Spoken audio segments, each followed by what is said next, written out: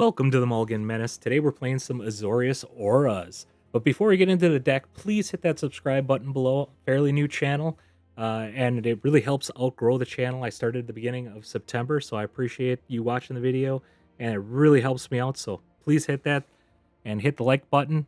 Really helps the algorithm for YouTube, so do appreciate that. Let's look at this deck. This is a really neat one. If you like Aura decks, it's exactly what it is. You're trying to drop as many enchantments as you can.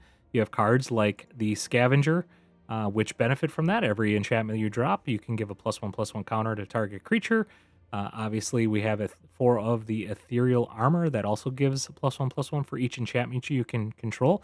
Considering almost everything is an enchantment in this deck, that's good. Fear of Surveillance, Vigilance, it's enchantment, 2/2 for 2, and whenever this creature attacks, it surveils 1, which is nice. Obviously, 4 Sheltered of Ghosts. This is great to give your creature evasion. Lifelink and evasion it gives it. That's almost just as important as removing or exiling a non-land permanent from your opponent. You can very easily, and you'll see in our games just how big of creatures we got. I think one was man, was that 12 or 13 power that we had on a creature I was attacking in, gaining that much life. So it was really nice. Uh, Gremlin Tamer. This is another nice one. You get a 1/1 Gremlin token every time you cast an enchantment. This makes your enchantments cheaper. The Inquisitive Glimmer for white and blue, enchantment spells cost 1 less, and then you have unlocks, but that's not as important in this, considering we don't have anything to unlock. Enduring Innocence, this is just the GOAT when it comes to lifelink enchantments here.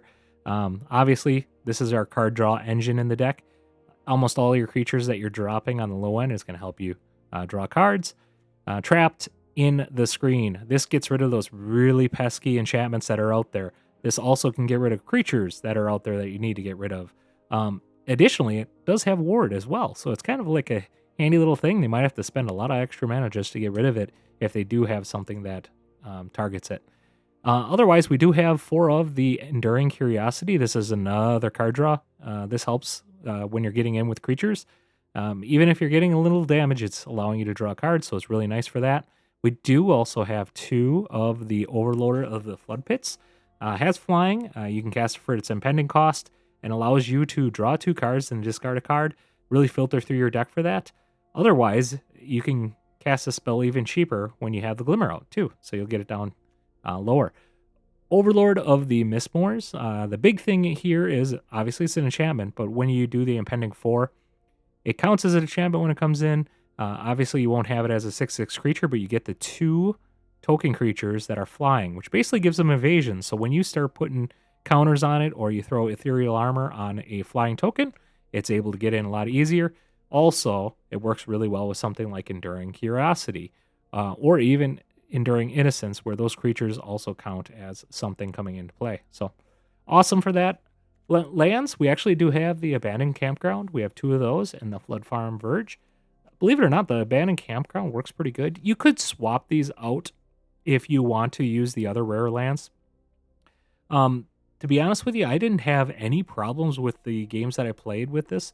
Normally, you're playing this in more of a budget deck, but if you want to use some of the other dual lands or something like that, that will work in this slot.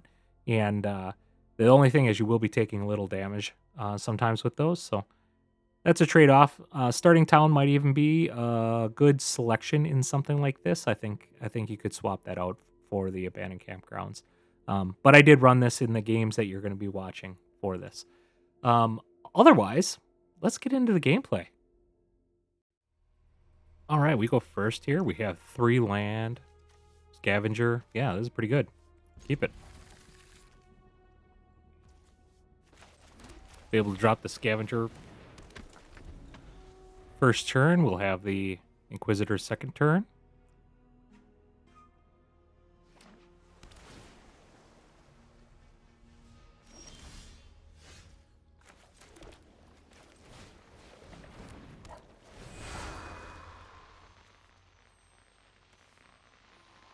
I think we'll throw that on Scavenger. If they have removal, it might entice them to kill the Scavenger off first.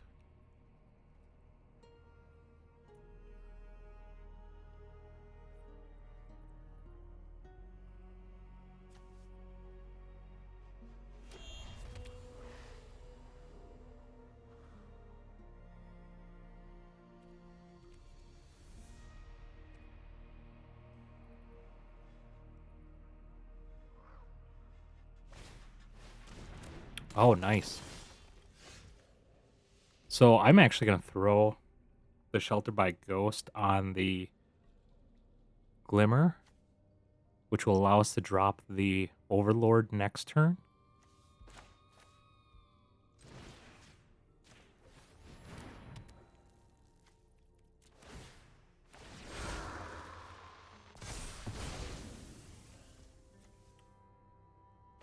Just get this out because it's going to come in tapped anyways.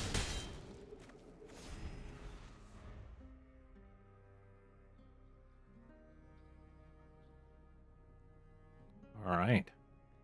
In pretty good shape here. If they do a removal, it's going to just have to target the Scavenger. They could double the one casting cost. Remove the Scavenger and then have another one of them with the one casting cost. But they still have to target it, so that wouldn't work. Oh, the Bats is going to get rid of our Flood Pits. That's unfortunate. That was going to be our draw engine. Should have probably just casted that for the impending, I guess. Well, that worked out okay.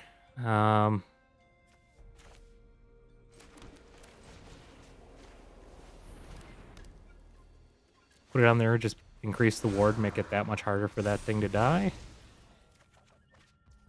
I think I will get this down for the impending just to get the draw. Also trigger that again. Oh, wow.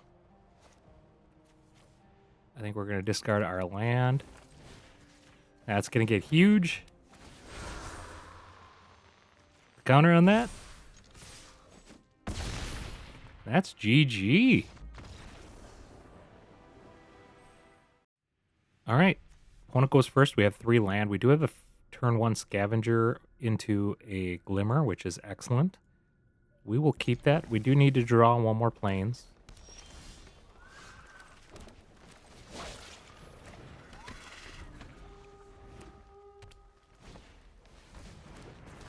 Got the Baylaw. No blocks. I don't think we need to steal it right now or make our stuff a little cheaper here. We'll put the counter.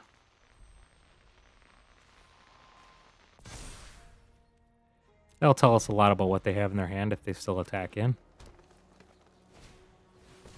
Oh, they're going to give it a counter. Yep. No blocks.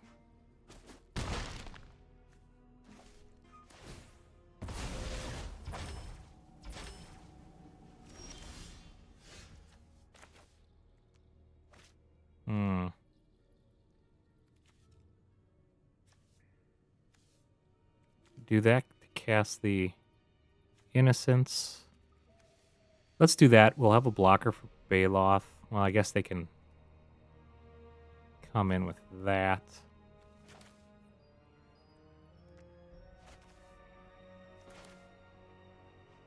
I do want to get Shelter down just to kind of protect our creature as well. Let's do that.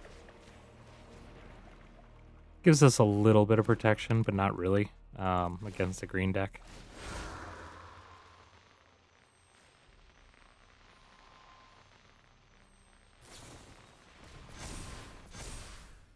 Oh, that stinks.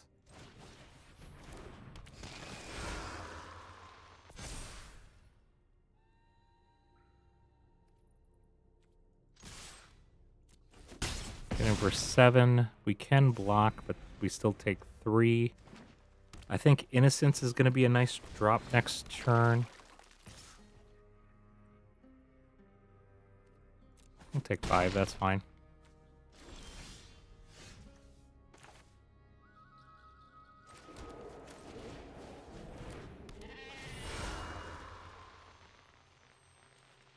Put a counter.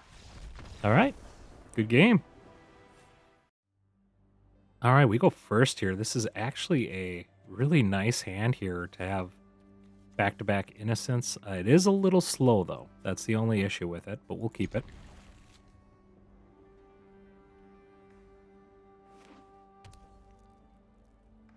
Ley Line of Hope. All right. We know what we're in for.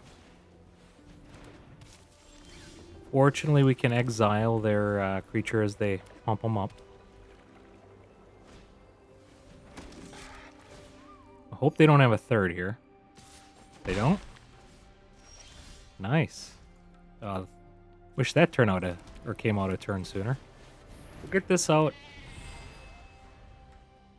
This will allow us to double cast next turn. Okay.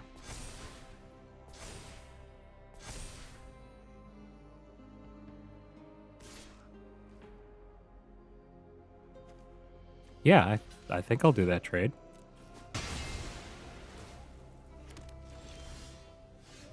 That seemed kind of odd to me, to be honest with you. We'll cast that. Double Ethereal Armor is pretty good.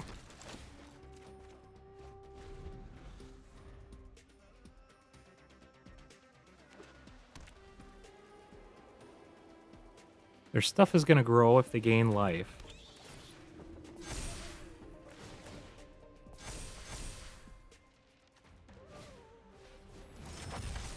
Okay, that's kind of nasty, to be honest with you.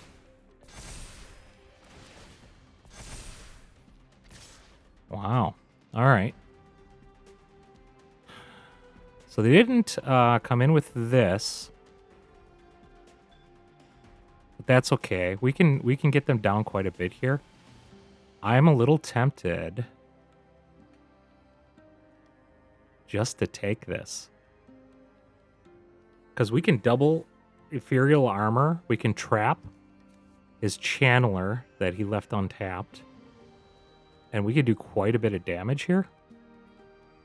And then gain a lot of life. So let's do 12 damage. I'll take it.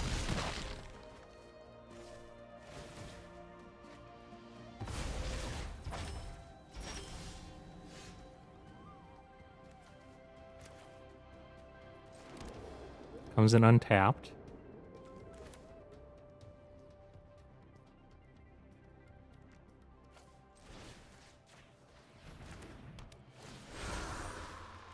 Put that on there.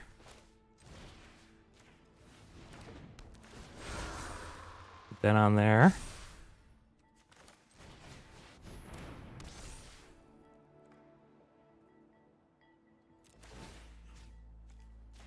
Take that one. Put the counter on there.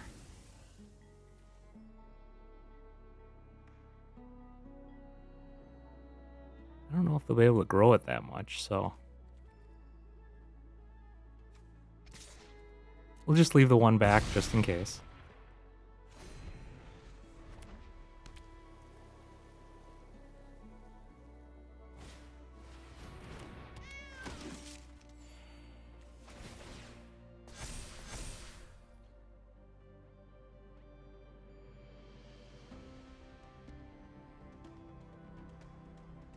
I think they're in trouble no matter what they do. I'm okay with taking this. I think the plus counters is almost worth more to us. The only thing I'm worried about is their removal, obviously.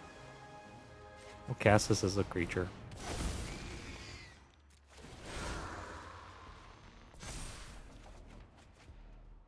Ooh. Get rid of that one.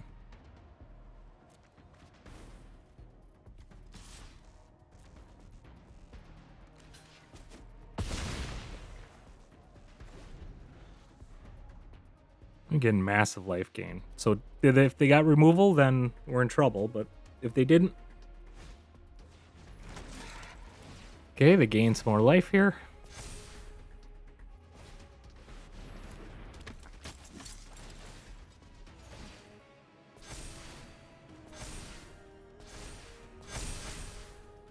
They're back up to 27 already. Wow. All right, they attack in for 14. Still say we take it. No blocks.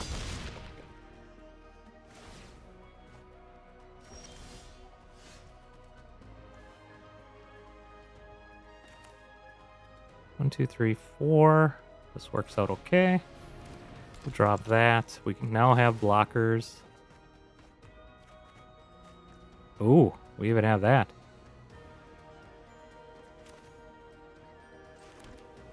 Well, that might have changed things a little bit here. I wonder if we should save that, though.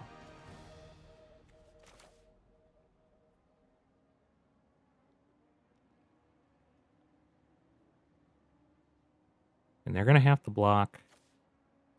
Let's just cast this. We're going to save that in case they remove our creature. We'll put that counter on a creature that it's going to get a little more use out of. We'll attack with those. Draw 2 cards. Discard a card.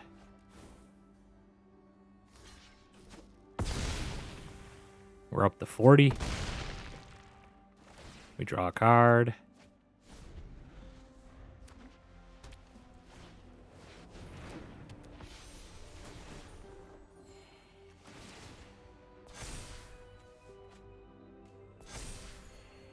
Okay, fortunately, well, it's up to 5 already. Okay.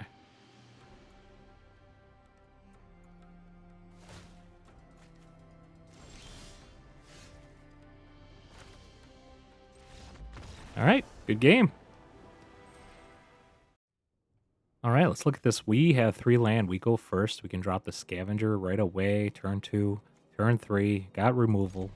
Pretty good starting hand here. Not a fan of Leyline of Hope, but not a whole lot you can do there.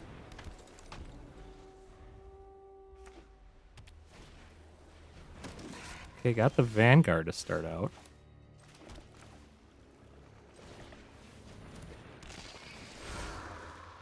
Well, let's get some damage in there to get their life down. We don't want them to hit that threshold because we know they're gonna race to get there. Channeler, okay.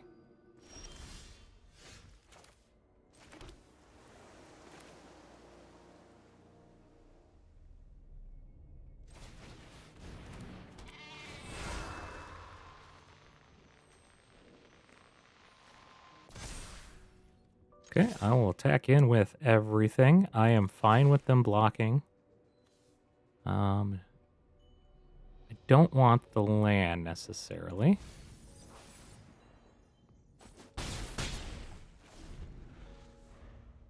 Nice that this has vigilance. Okay, what are they going after? I think they probably should have went after the Innocence.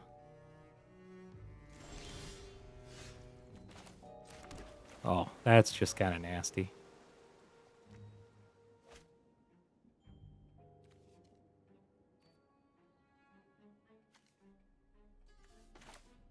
You just do that and do card draw. I don't necessarily have to get rid of anything here.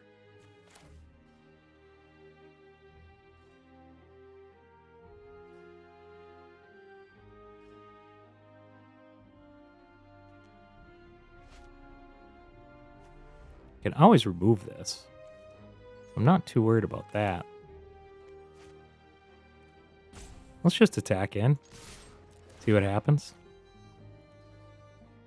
Yeah, I want that because I want to double cast next turn.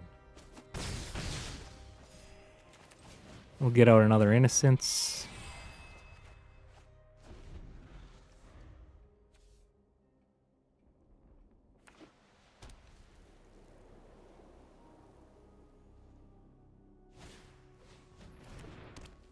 I should say we can trapped next turn if we want to do it that route.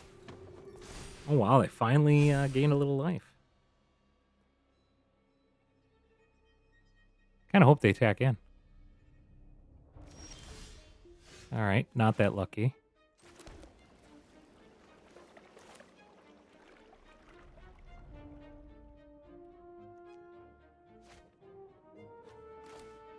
So if we do this, we can grow a creature.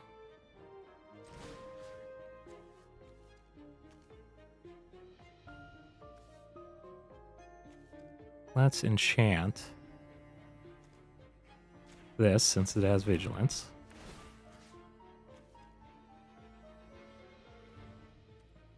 Yes, we want to pay that.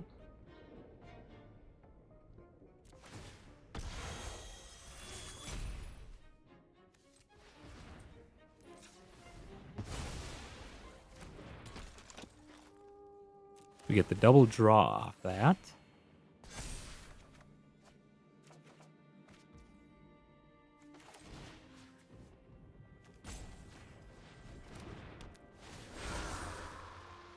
Counter there.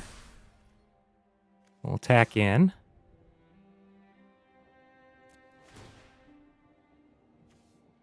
I don't think we need another one of those. It does give us a double draw, though. And we can get trapped. We can double play next turn. Yeah, we'll do that.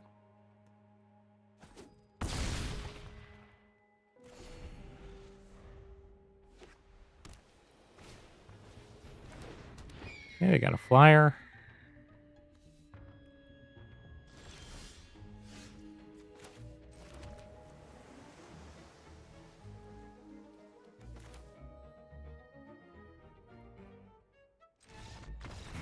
Just about to remove the Chandler. Good game. All right, we go first. We do have 3 land, a scavenger. This is another really nice hand, so let's keep it.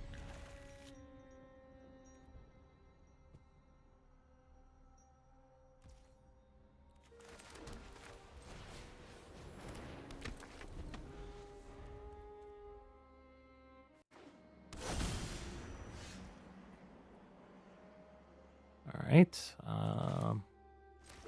Looks like we might have a turn 4 Kona here. Let's get down early. Try to get our damage in.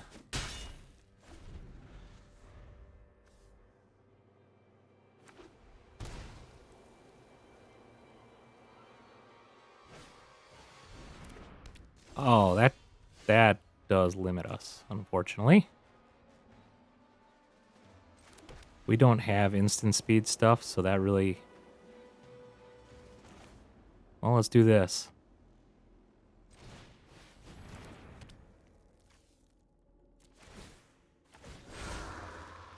Put the counter there. Target at high noon. Get that down. Attack in. That would have slowed us down way too much. We can double spell next turn. Draw a card. Good game. All right, that was Azorius Auras. Really strong deck. I was surprised. I'm diamond level right now, and I was able to go 5-1 with the games that I played with this deck. So I was really surprised how strong this deck was. Like I said earlier, Abandoned Campground is something you could swap out for one of the rare lands, starting town or something like that. I didn't have any issues in the games I played. We always had somebody at 13 life, so this always came in untapped for us, so I wasn't too worried about it. All in all, this is a very solid deck. I was surprised at how well it suited the meta that I was playing. I do highly recommend this deck for something different than the norm. Definitely give it a whirl. If you can, like I said earlier, we're a newer channel, so please hit that subscribe button. Please hit the like. Really helps give the channel some exposure and grow, and allows me to post these videos every day. So please do that for me. Otherwise, have a fantastic day.